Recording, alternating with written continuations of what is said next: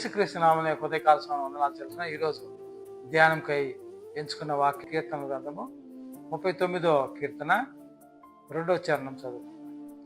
నేను ఏమీయూ మాట్లాడక మౌనినైతిని, క్షేమమును గూర్చి అయినను పలుకక నేను మౌనముగా నుంటిని, అయినను నా విచారము అధికమాయను. ఇక్కడ మనం చూసుకున్నట్లయితే మౌనం కొనుట మనకి ఎంతో మేలు అని వాక్యం మనకి తెలియజేస్తుంది.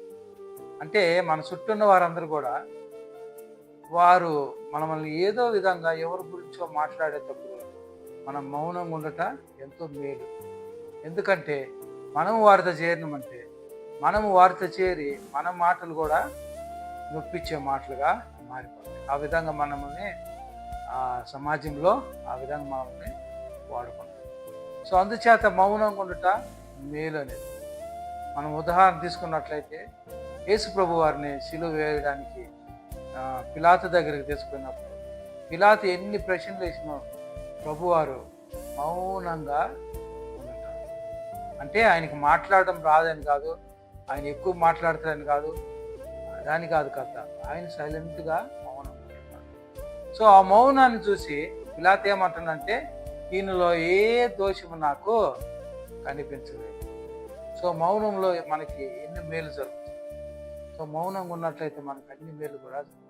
ఇంకొక సందర్భం కూడా మోషే నాయకత్వంలో ఉన్నప్పుడు కూడా తన అక్క మిరియాము అహరోను కూడా మోషే నాయకత్వాన్ని గురించి వెనక మాట్లాడినప్పుడు అది మోషే విన్నట్టున్నా కానీ దాన్ని ఎవరు వింటున్నారంటే ప్రభువారు వింటున్నారు.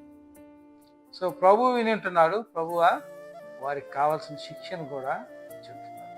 మోషే మౌనంగా ఉంటున్నాడు.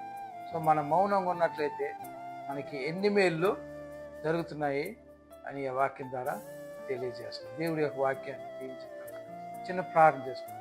ప్రేమ గల పరలోక తండ్రి, జీవన ఆయన ఈ ఉదయకాలం బట్టి నీకు స్తోత్రాలు చెల్లిస్తున్నాం తండ్రి. అవును రాజా, ఈ లోకంలో తండ్రి అనేకులు తండ్రి అనేక విధమైన అయా తండ్రి వ్యర్థమైన మాటలు వ్యర్థమైన కార్యక్రమాలు మేము నాదే తండ్రి మీ యందు మౌనం కలదు ఉండటకు కృప చూపించి దయ చూపిస్తుంది. మౌనం ఉన్నట్లయితే ఎన్ని లాభాలు ప్రభు తండ్రి.